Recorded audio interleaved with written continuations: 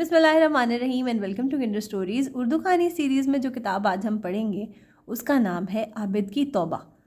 آئیں دیکھتے ہیں کہ اس کہانی میں کیا ہے۔ پیارے بچوں، یاد رکھیں کہ اللہ کے آخری نبی حضرت محمد رسول اللہ خاتم النبیین کی کہی ہوئی بات کو حدیث کہا جاتا ہے۔ یہ ایک چھوٹی سی انفارمیشن ہے جسے اسٹوری کے لیے آپ نے یاد رکھنا ہے۔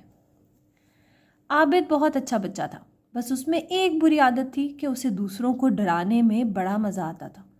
وہ کبھی دروازے یا پردے کے پیچھے چھپ جاتا۔ جیسے ہی اس کا کوئی بھائی یا بہن کمرے میں داخل ہوتا، وہ ٹھا کی ڈراؤنی آواز نکالتا۔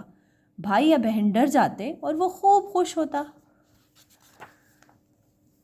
ایک دن وہ اسکول سے گھر آ رہا تھا۔ راستے میں اسے ایک کھلونوں کی دکان نظر آئی۔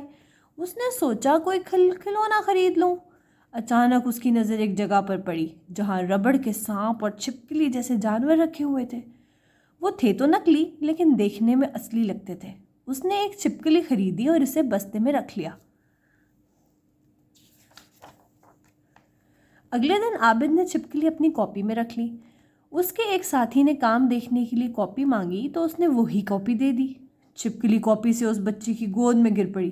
وہ بہت ڈرا اور زور زور سے چیخنے لگا، چھپکلی بچاؤ بچاؤ۔ دوسرے بچوں نے بھی چھپکلی دیکھ کر شور مچا دیا۔ استانی صاحبہ نے چھپکلی کو غور سے دیکھا اور عابد سے کہا، اچھا تو یہ شرارت تمہاری ہے۔ اگر میں چاہوں تو اس حرکت کی سخت سزا دے سکتی ہوں، مگر میں تمہیں ڈرانا نہیں چاہتی۔ اللہ تعالیٰ کے پیارے نبی حضرت محمد رسول اللہ صلی اللہ علیہ وسلم نے فرمایا ہے، مسلمانوں کے لیے درست نہیں کہ وہ کسی مسلمان کو ڈرائے۔ یہ بات سن کر عابد نے سر جھکا لیا۔